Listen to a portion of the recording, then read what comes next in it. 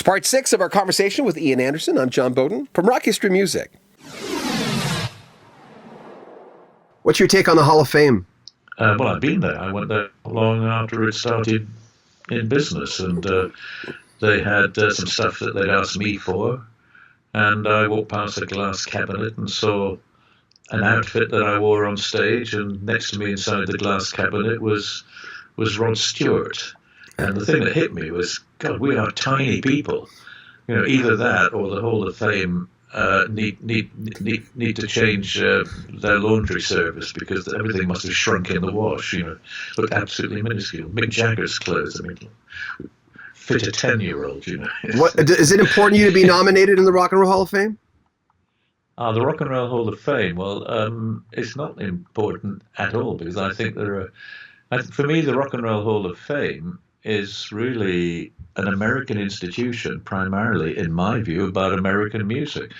And it might spin on to perhaps some non-US based bands or performers who are deeply infused with Americana and American music.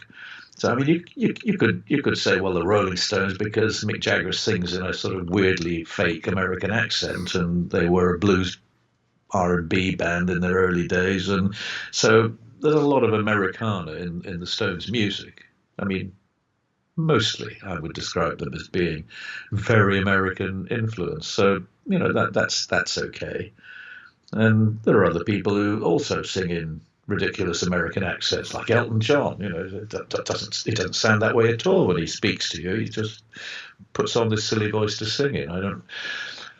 But there are, you know, bands who, I think really exist outside that world, and whose music really doesn't owe a great deal to anything American, and therefore, you know, there are a whole host of great American bands and artists who deserve to be in the Rock and Roll Hall of Fame much more than Jethro Tull, you know, because their credentials are real. They truly are part of the American musical history. And so I would find it quite awkward if, for some odd reason, it was decided that we should be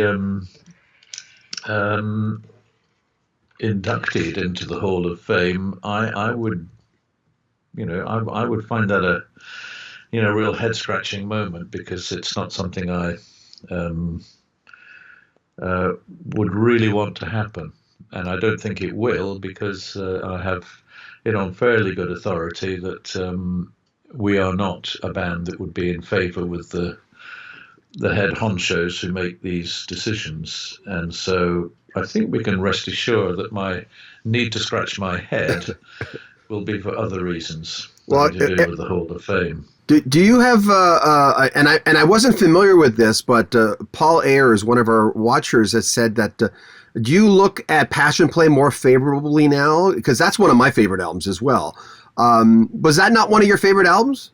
Well, I conveniently put them into tiers of 1, 2, and 3, and there are certain albums that sit there in tier 1 that are very perhaps a little obvious, like Aqualung, Thick as a Brick, Songs from the Word, Crest of an Ape. There's be a few of them that you would expect me to say that they were among my favourites, and then there's a bunch that are in tier 2 that I think are they're pretty good, and then there are those in tier 3 which I would say were the less inspiring, simply because of the number of songs they contain that are amongst my favourites.